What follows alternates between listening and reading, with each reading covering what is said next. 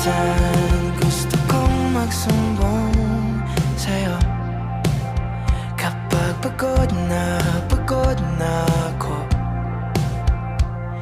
Tama pa bang init na yakap mo ang hinahanap ko? Minsan gusto ko tumawag sa'yo para lang marinig ko ang boses mo.